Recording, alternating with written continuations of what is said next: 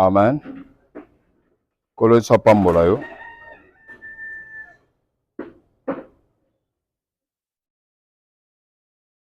Tozoleka na mateya, toza na musala tozolobela ya 40 jours.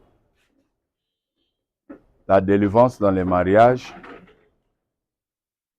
Tosi tolobeli ba sous-point ebele. Tokomaki na sous-point oyo touché.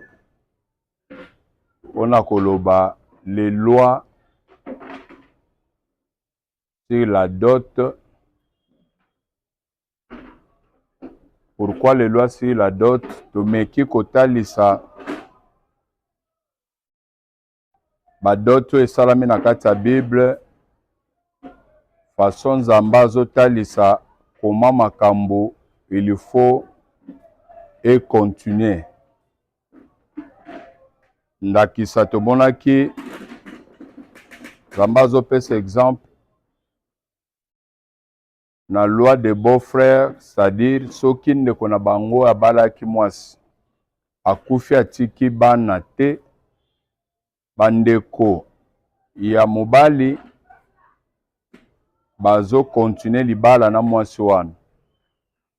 Et dans d'autres familles sur la terre ici, tobengaka ngo mingi kitchen, c'est-à-dire babalani na bandeko, c'est ça.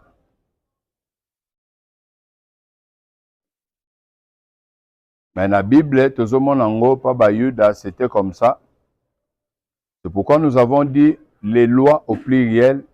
Otomoni na dot mususu ya moto ya botite mwasi wana zoti kala toute sa vie. Et tokendai komona lisusu dot mususu ke soki mobali asepeli so na mwasi te oyo asabalaki. Nzambe azopesa autorisation asalela ye lettre ya divorce. Nde bisika lettre ya divorce intervenaki.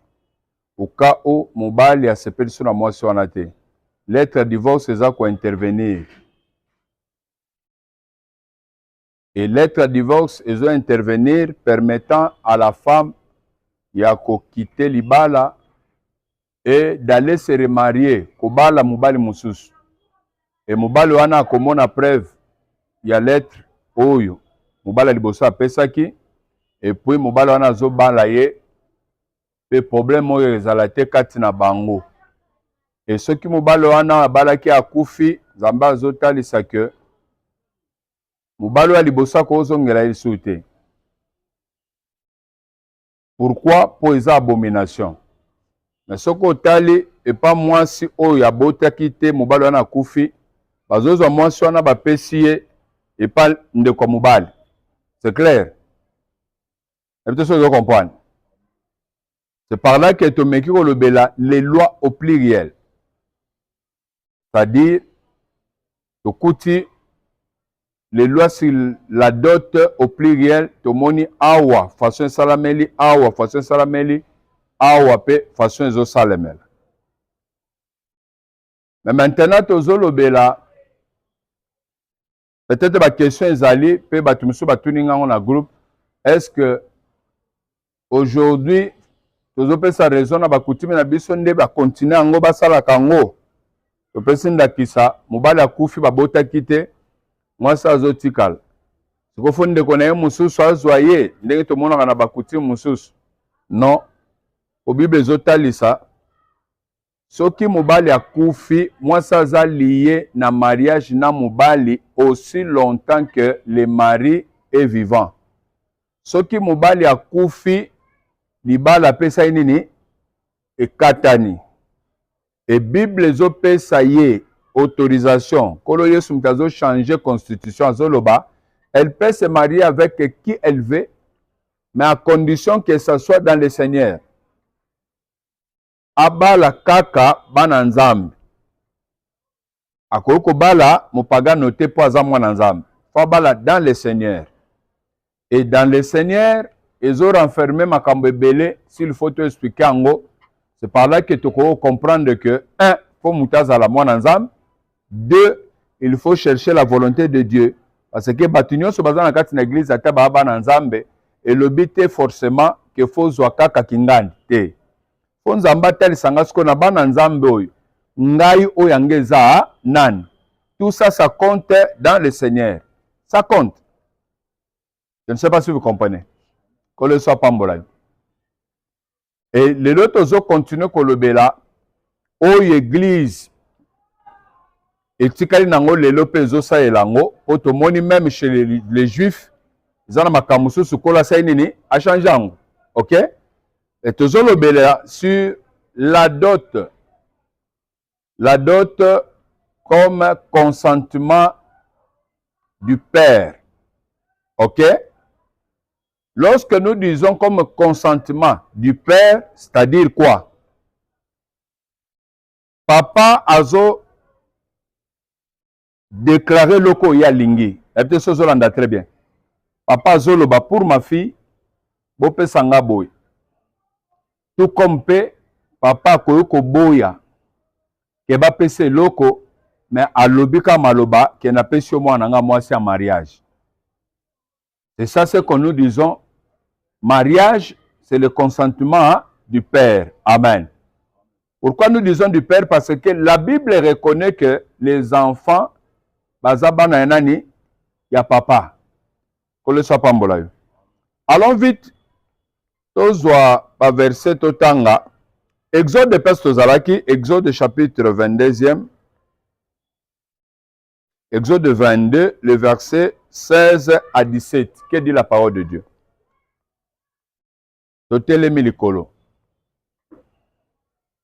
Si un homme séduit une vierge qui n'est point fiancée et qu'il couche avec elle, il paiera sa dot et la prendra pour femme.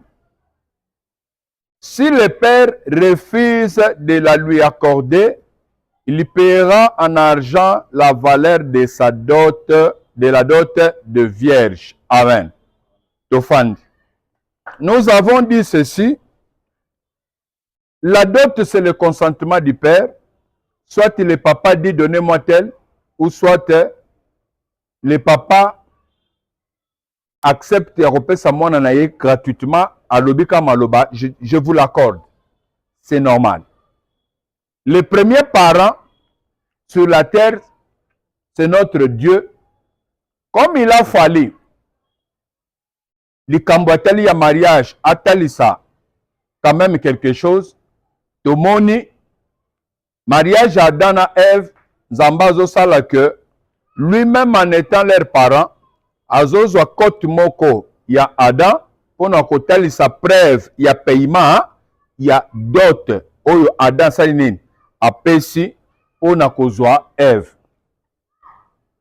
Et toujours que siko komona na Genèse, comment makambo ezozala inspiré, ozomona ke Nzambe apesi pouvoir na baboti, bakolobana, comment ils peuvent réagir, comment ils peuvent décider pour la solution ya kobala ya bana na bango. Na kozala quand même clair pour na expliquer bino makambo nyonso ndenge sengeli. Un père a le pouvoir ya kobalisa mwana ya mwasi, un père a le pouvoir ya kobalisa mwana ya mobali. Dans la parole de Dieu, les versets existent. Amen. C'est pourquoi dans l'église comprendre que les enfants n'osent pas entrer en confrontation avec leurs parents sur le plan du mariage. Pourquoi? Parce que votre parent là a le pouvoir sur vous. Comment? Parce que vous êtes un bien que Dieu lui a accordé. Osez le connaître. Et peut-être que vous comprenez. Osez le connaître. Osez bénéfice Nzamba pesier que je te donne. Osez un cadeau Nzamba pesier. Et bana bazana sa pouvoir à moboti. Nyonso ko sa na bango Nzambe na pesi pouvoir wan. Maintenant la Bible dit ceci. Si un homme séduit une vierge qui n'est point fiancée et qui couche avec elle, il paiera sa dot et la prendra pour femme. Ce qui moi na mobile, a séduire vierge moko oyo azalaki fiancé na ye te bazalaki na relation moko ata te mais a séduire ye akoutilize façon nyonso autilize po akoma kaka na objectif ya kobima na mwana mwasi wana. Bible ezo établir baloi nzambe nde azo établir yango azoloba boye soki akouche na mwana mwasi wana la fille qui était vierge automatiquement il paiera sa dot, il paiera la dot et la prendra pour femme. Pour dire quoi? S'il faut une femme qui est vierge, na banana na basi, aza mwana mwasi aza moseka, tango na beti masolo yo na teyi yango na lobela ngo tina ba groupe etungisaki bandeko ebele ejenaki mpe bandeko ebele mpe esalaki bango mwa pasi na oyo esi bango basalaki. C'est-à-dire, selon Dieu, mwana mwasi nyonso po connaître mobali, il faut ba payer dot na ye. Tutunaki mutuna. Yo yebaki mibali, est-ce que ba payer dot na yo? Or, le monsieur, oyo azo commettre forfait wana, ya kobima na mwana mwasi abebisi ye. Automatiquement, il est condamné à payer l'amende de la dot. C'est clair? Déjà, si tu commets ce forfait, vous êtes condamné à payer cette amende-là. Et cette amende-là, c'est Dieu qui a établi ça dans la parole de Dieu. On peut avancer? On change de verset et on va revenir. Exode. Je sais que vous n'écrivez pas parce que vous connaissez tout. Mais d'accord. Vous allez sentir que tout ce que je parle là, ça va vous échapper. Ça va vous échapper. Et un jour, tu seras devant les gens, on te pose des questions. Tu vas te souvenir de tout ça. Ah, papa avait dit, si j'avais écrit. Faites ce que vous faites là. Mais demain, vous en aurez toujours besoin. Oh, yo raté le lot. Okoya ko reprendre de cas place ou analysis. C'est comme ça avec Dieu. Oh, yo zo tika le lot. Lobo yo reprendre de cas place ou ana pose isu ma yelo an. Deutéronome. Deutéronome chapitre 22.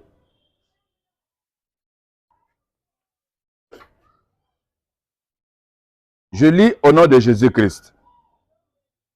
Si un homme, verset 13, je commence par là. Verset 13, si un homme qui a pris une femme et est allé vers elle, éprouve ensuite de l'aversion pour sa personne. Moi, mobali azumwas.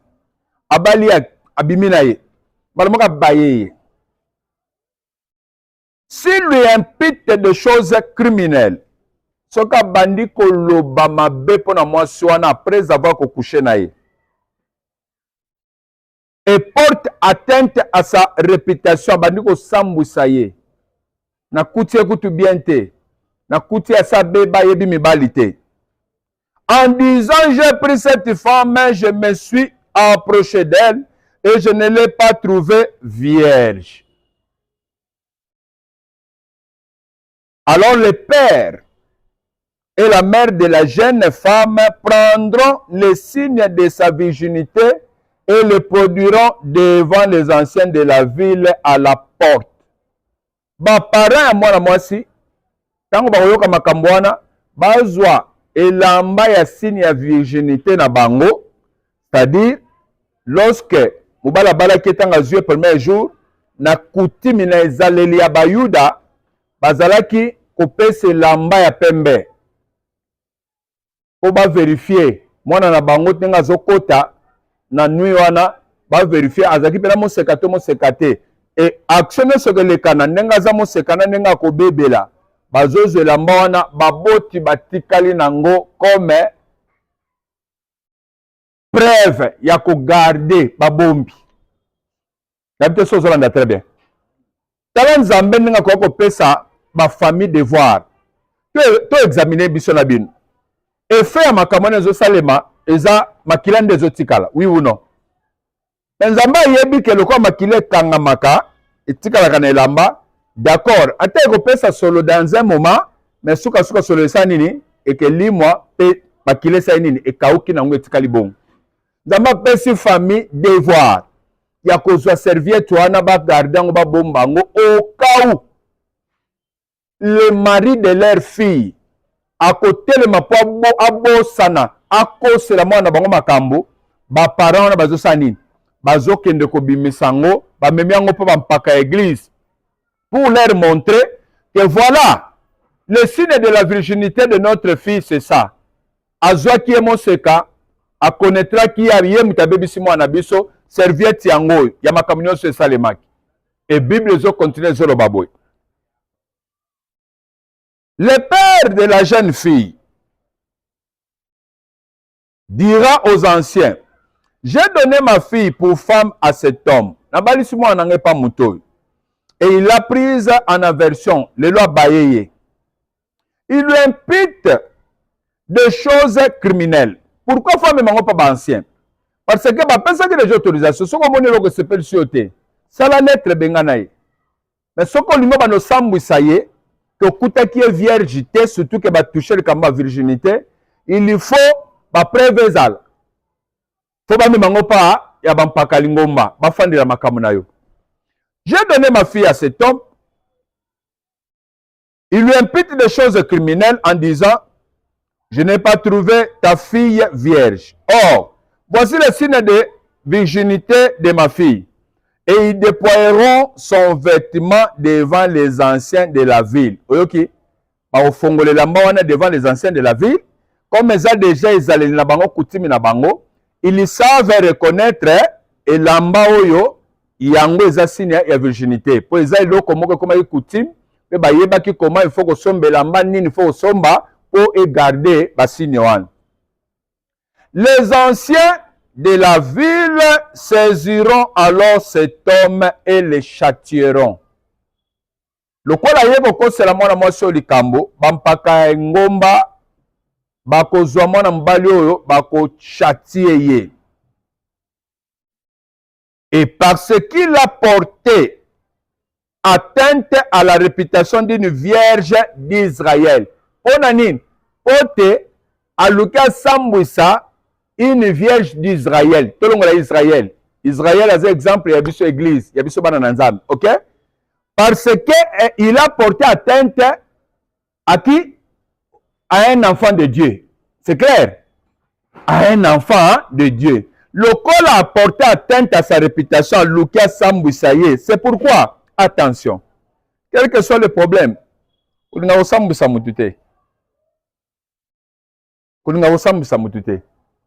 de la réputation de makasi.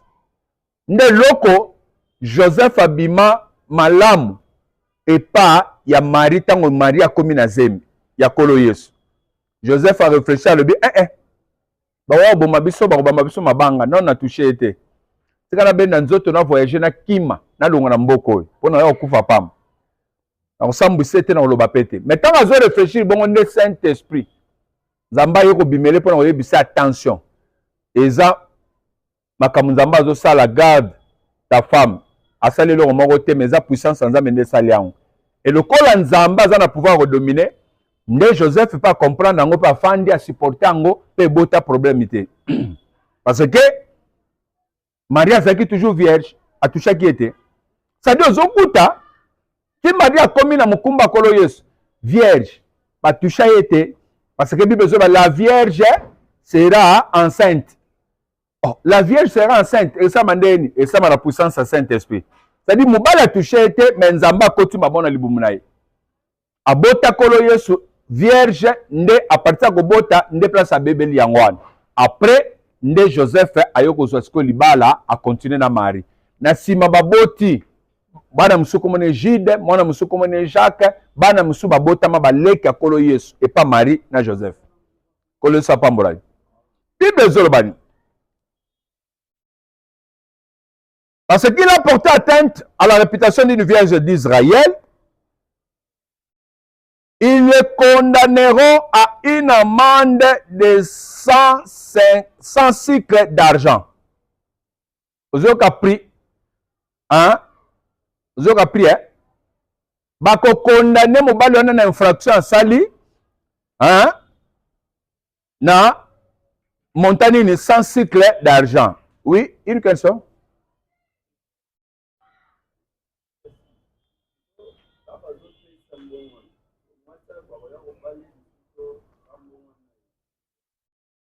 Tango afuti mbongo mwasi yango bakobale lisusu to bakobale te zelo yo kaka ba réponse.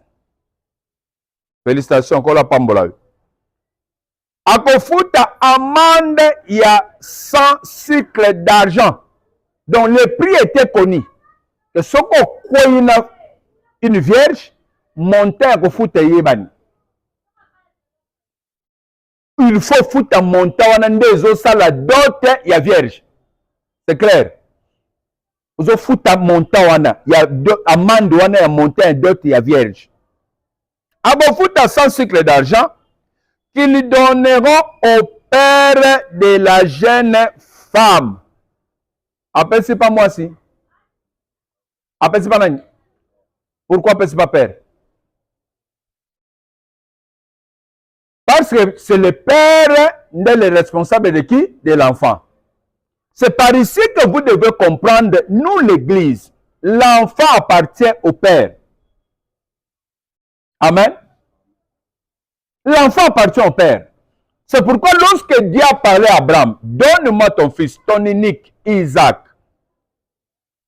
Comme il fallait que Abraham puisse décider de donner l'enfant que Dieu demandait, Abraham n'a pas intéressé Sarah. Et Abraham a donné l'enfant sans pour autant demander l'avis de qui? De sa femme. Il a pris l'enfant, tâté pour sacrifier. Et devant Dieu, infraction exécutée. Pourquoi? Parce que l'enfant appartient à qui? Au père. Par ici, je vais ouvrir une parenthèse. Pour dire quoi? Au commencement, j'ai essayé de frôler sur ça. C'est-à-dire quoi? Le père de l'enfant, soit fille ou un garçon, a le pouvoir de faire marier ses enfants. Je donne des exemples. On dit qu'il paiera l'amende de 100 cycles d'argent auprès de qui? Du père de la fille. Ok? C'est que c'est le papa qui décide pour la dot de sa fille. C'est clair? Le papa a le pouvoir. Si vous êtes encore chez lui, le papa a le pouvoir. Yakobali sa mwana na ya mubali na libala place ya lingi. Parce que vous dépendez encore de lui. Il y a des exemples dans la Bible. Abraham, abali si Isaac qui abali c'était. Abraham, abali la ki Isaac qui abali la ki était. Abali Isaac. Soko ke ozui Jida, abalisaki bana na ye, et pas Tamar, oui ou non? C'est-à-dire le père, votre père, tant que vous êtes encore sous son toit, s'il décide, pas cette fille, non, attendez, on va voir. Vous allez vous souvenir que dans le passé, ça se faisait comme ça dans nos provinces. Vous pouvez quitter votre province pour Kinshasa pour les études. Vous êtes à Kinshasa pour les études, vous êtes au campus, mais on vous appelle au téléphone pour vous dire que André, tu vas le lieu déjà moi aussi. Et puis, bazu koli ya moi soana basaini, batindo na Kinshasa. Mariage to mariage te. Et ça m'a mate. Beaucoup de parents, on est au salon pour na bana na bango, atali moi na malam, na expérience ya ye parents, atali famille malam, atali mwana malam alobi mwana oyo nde na balela ogi bazobala batindeli ope mwasi ekende kolandela mamabala wana lokola ezalaki mamabala baparent bazwi te kolandela bafamille kotala ke famille wana ekendaka ndeni batambolaka ndeni makambo nini elandaka bango mpo bayebaki ke mabala nyonso elandaka baproblème euti na bafamille bana nanga bakotela manzela mabe te. C'est par là que vous allez voir qu'Abraham a veillé avant Koufa à sa solution makambalibal. C'est pour dire que même nous ici, dans l'église, mes parents veillons avant que bana na biso to Koufa to tika bango. Si vous êtes capable de kobalisa mwana na yo, yakobimisa doto balisa ye, prenez ça en charge. Bana no mibal balisa bango na ba famille madame na basa madame oyo yo luki penzam. Posa parents et Dieu va nous juger par rapport à la responsabilité à Pesibiso Yabana. akotuna biso akosambisa biso. C'est pourquoi baparent bazondima kaka libala mpona sentiment. Un païen zoya kozela bino mwana, quelqu'un qui n'est pas chrétien, assemble avec l'église musobo yebi à cause d'argent, parce que vous êtes pauvre, vous acceptez de donner votre fille en mariage à un païen devant Dieu. Et un jugement au échappé. Question? Oui, vas-y, pose. Pour qui? Pour les garçons ou pour la fille? Pour les deux. Ok. La question est que si les parents ne sont plus vivants, c'est ça, non? Automatiquement, les parents, oyo baza na famille à papa, ne bazozwa relève. Parce que baza makila à papa. Papa Leki, papa Kulutu, ok? Ils prennent le relais pour décider na mariage nabino. Mais c'est privilégié na parents nyonso tant que bana baza na ndako. Ndenge tozwaka charge ya kotangisa bango, ndenge tokozwa charge pe ya kobalisa bango. Amen. Nakangi parenthèse. Il paiera la dot de la jeune fille auprès de son père. Elle restera sa femme et il ne pourra pas la renvoyer tant qu'il vivra. Moi, ça m'a dit, déjà, infraction sali à coucher, comme sa vierge, et condamné yo. Dans un possible comprendre quand on dit, dans un possible vous bien formé. Dans ma camarade, il faut vous amayer les macasses. N'engagez pas celle grâce à l'église. Vous en avez papa amayer il faut qu'il t'appelle Katina. Quand nous disons les lois au pluriel, hein?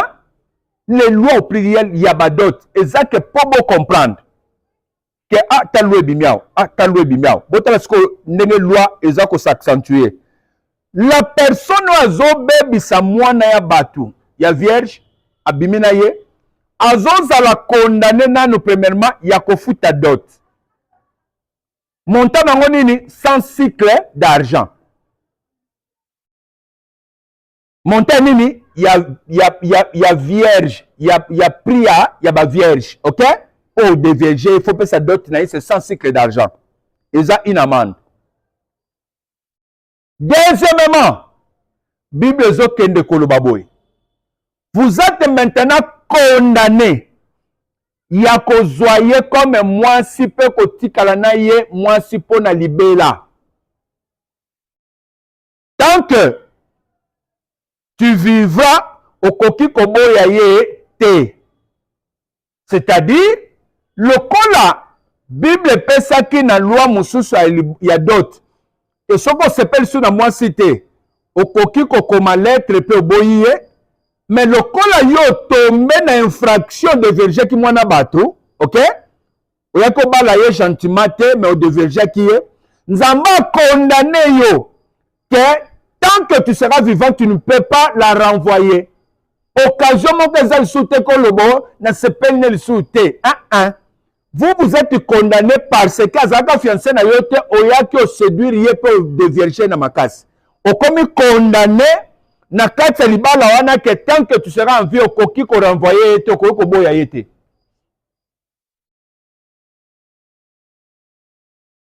Na fongola so parenthèse moko. Et lui ko bani. Ata 8 mois si musus. Abaki 6 mois si musus. Oyo wana tikali toujours premier bureau na ye, tope mwasi na ye, oya koki koboya ye lisusu te. Ba misusu ba koko yo koko renvoyer bango mais ya ko tikala ko renvoyer te. Je parle de l'Ancien Testament. Hein? C'est clair? Misusu a ko renvoyer bango mais ye a ko renvoyer te. Attaque a comme na 2 femmes, 3 femmes. Oyo wana ya deverjaka na makasa futela amande na basi no sa ko boya me ya ko boyete. Nakangi parenthèse. Mutuneza?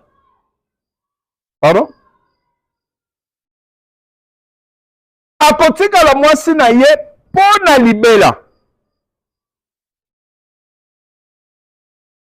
Pourquoi? Parce que a tombé une infraction, il y a kobebisa une vierge.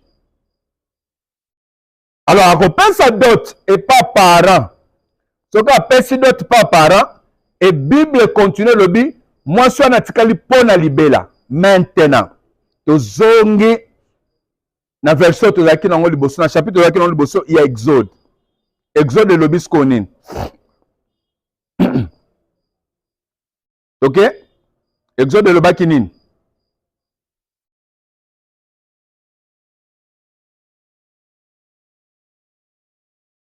Exode le bakinin. Vous allez répondre en latin.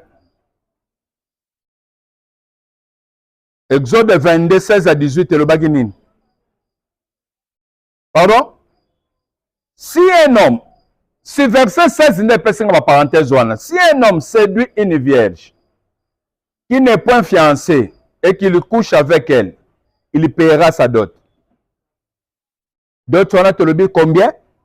100 cycles d'argent. Montagne amende et Ibanaki Israël Mobim. Et la prendra pour femme. Et rejoindre toujours Deutéronome, oui ou non.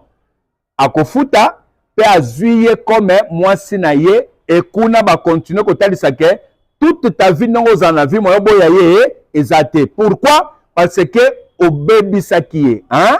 Le corps au baby sakiye, au bali avec amende, au koko boyaye jamais. C'est clair? Mais verset 17e, place balobi qu'on peut sa dot, tu n'es pas nani et pas père. Ok? Total score réaction, il y a papa.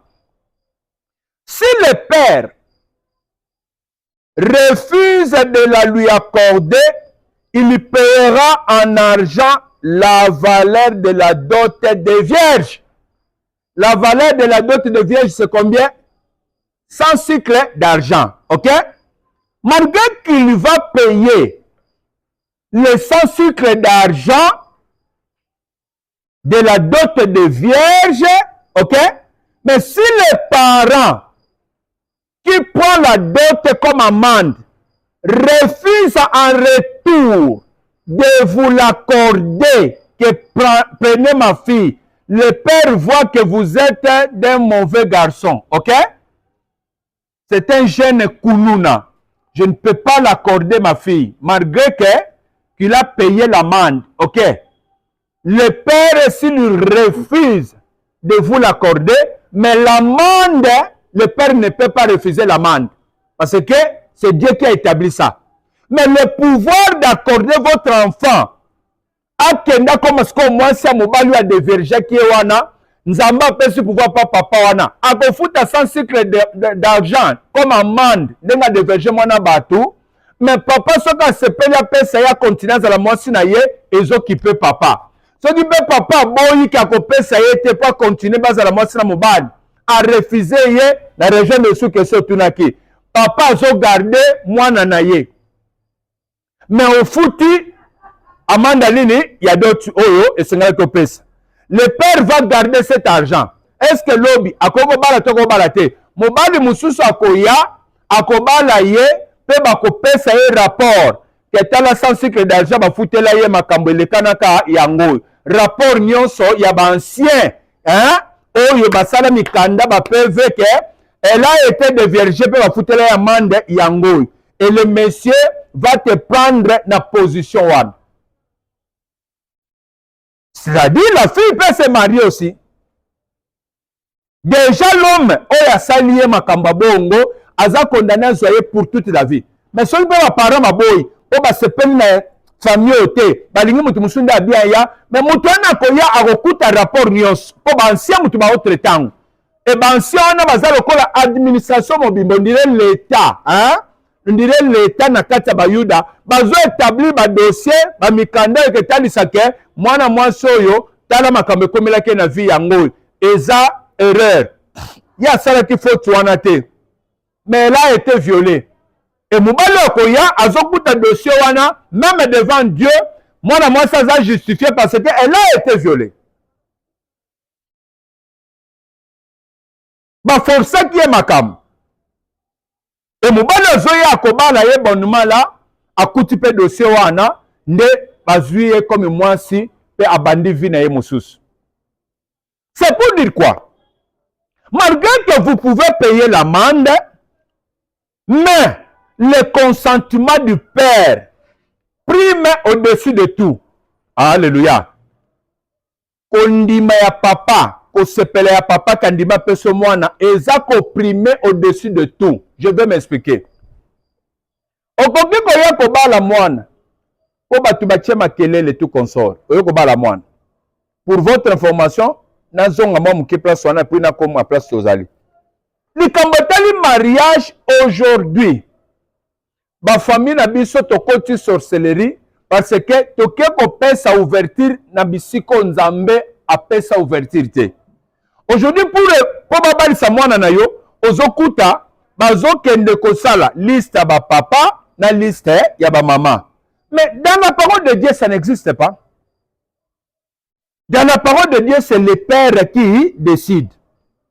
Papa ndazo décider alobi ke mwana na ngai po balaye ezaboy. Mwana na ngai po balaye ezaboy. C'est le père qui décide pour sa fille ou soit pour son garçon ou azanon panaye. Mais aujourd'hui, ce que tu dis, tu comptes ici, makambo ba famille oyo ezo senga boy kota ba maman, kota ba papa pe bazo senga boy. Mais Bible ezolo bani. Les coutumes du peuple eza vanité, eza biloko pamba. Tala ne basalaka. Bazo kele bazuli baya moko. Baye batayango basalango ekeko. Après batelemisa yango na mire moko bazolo ba yango ne nzambe yango foto gumamela to sala boy. Bible ezolo bo banga ngote. Po telemela ngo po eza nzambe te batu ne bakene babuki nzete baye basali ekeko wana o ekeko ezaka na mystique. Albe loko te bo banga ngote. Bino bo banga nde oyo nzamba azoloba. Mais aujourd'hui ozokuta bazo bangisa batu. Kutimi na biso bopesa ki ya ba mama te, kutimi na biso zaka bongo te. Ça dit biso moko toza ko accorder porte d'entrée que kutime zo espace ya ko agir. Mais si tu as kanga ba porte so nyonso, est-ce que ba kutime na biso zo porte ya ko agir? Nos familles maman bazo zo kaka ouverture wana parce que nous avons crié à ça. Nous avons donné confiance à ça. Faut pas pesa pe ba maman. Il faut famille maman ta sengi boy. So bo pesi to komona, mwana ko kina robota ta. Lokola ton dimeli yango, to pesi yango pe ouverture et ça pris du poids sur nous. Ça pèse maintenant dans nos familles. Et bazo bani ça, au côté famille papa, bango ba sengi $1,500, famille maman ba sengi 1000. Famille maman ba comment bali ça moine. Et tout ça quand nous faisons ça, eza porte mobimba ya satana to fongoli na kata mariage ya bano. Parce que to sali loko eskoka ko salema te. Lorsque nous pratiquons des choses, oyo nzambe a toléré te, automatiquement toza ko pesa satana piste d'atterrissage. Place sengela côté là. Olo sapambola. Olo sapambola. Nous avons sa piste d'atterrissage. Pourquoi pour famille lobby, maman peut côté maman ba lobby, oh famille maman ba siliki ba koya te, pour respecter ba liste na bango te. Tozo banga, pe to komi ko lenga ti, tozo ndimela bango ti to luka bango ba ya kaka, ainsi de suite. Mais c'est les parents, c'est les pères qui a le pouvoir ya kobali sa mwana na moi si to mwana ne ya mibali. Makambo eza makambo foto enseignango na église. Ba chrétien bana na nzambe ba yeba koma to ko faciliter ba mariage. Biso toza bato nzamba sa pesa biso ba ouverture ba opportunité ba nzele belé oyo to ko agir na makambo de telle façon que makambo moko compliqué biso te par rapport ya ba coutume ya ba famille na biso to pe ya ba peuple o biso to bimeli. Mozokuta biso moko na ba erreur na biso nde to pesi satan espace à côté là. To pesi espace à fanda. To pesi espace à gérer biso. Na biso ba ko gérer te. Na biso ba ko gérer te. Ozokuta un papa, il décide qu'il ko balisa mwana te, aboyi mobali wana, mwana zokende ko trouver famille mobimba et famille nyonso bazoya pona ba s'opposer et pas papa oyo que honorer, tu es obligé ya kotika mwana bala. Mais bino bokozwa pouvoir soki nga na kufi. Tant que je suis vivant, bino boza na pouvoir tel kola mwana ngai. na mwana ake ofunda makambo na bandeko nyonso ya papa baye bango nyonso na moto aza na pouvoir liboso ya papa oyo aza te devant Dieu. Mais à cause de ma coutume, à cause de ma décision, ma famille, tu penses espace, tu tiki, aujourd'hui ta papa est en fête, avimbani na ye, bazo pesa biloko, bochangoan, pesa pande konango, pesa pa petit frère nanga, pesa kuna. Papa zo na biloko ngo na sentimate. Pona ni alingaki makambo te, alingaki mwana mbale ote. Nde mwana zo kene sko libal, mwana zo kene libal. Akena bénédiction te, akena malédiction. Vignon sa bloqué en abébissant. Vignon sa bloqué en abébissant. Nazongi personne dans le c'est-à-dire, le consentement du père de la fille n'est pas compté. On a condamné qui a pessi moi na toi pesité. C'est par là que je voulais expliquer ceci. Aujourd'hui, tabako ko yako bala, ba yeba pesse le biloko. Mais mon boti aza d'accord te à sepelité. Complication ezalaka ezalaka. Ma bala on est complicaté. Et compliquera toujours. Pourquoi? Pour muter ma papa fongwa makité. C'est pour dire quoi? Na katia mariage, c'est le consentement du père hein, de contact. Parce que ko balo moins cher, papa lobika bo pesanga complet veste. Mutema na yeli ko libérer yo complètement. Que o kende libalo za la bien. Moi na ko kende za na bénédiction. Mais ce que tu as pesi ba milliard et qui a boyi et qui boké na yena makasi boko réussir na ngote ata bo sali ndenge nini quelques lois sur la dot na kati ya mariage. C'est-à-dire nzamba tanisa ndenge nini eloko moko ko tambola na kati ya makambo tali ba dot. Mais pour nous l'église maintenant toza focaliser na nini na kati ya consentement du père. Ndenge papa zo décidé, papa décidé nini. Papa zo décidé, oyo ba osala pa mwana na mwasi, tango ya kozwa ndakanisi pe mwasi na ye. Ndakanisi pe tamusu ba famille na ye bozwa bolia pe bo sepela pona balisi. Mais mutu moka ko décider likolo papa yo azate. Il lui faut donc rétablir makambo yo na kati ya église. To rétablir makambo na kati na église. Église peut comprendre le pouvoir nini nzamba pesa bango. Nzamba est limité Satan pour kota te na makambo belé, mais à cause de nos coutumes, ba ko fongola large voix et pas Satan pas zonzela ko kota ta dominer le quoi ba vie na biso. On va continuer de mettre tellement de koloto bisanza maloba. Bible zoloba na tindela ki bango liloba lobesaki nini ekangola ki bango nazana poso ebisa nzambe requête moko okobala okobota okozala na bana mais nzamba pesa yo mayele. Comment tu peux agir avec tes enfants? Comment il faut décider avec tes enfants? Comment il faut prendre la position devant Dieu par rapport à ma décision? Makambo tozote yo tosambeli na kombo na Yesu Kristo ozanzambe kolo Yesu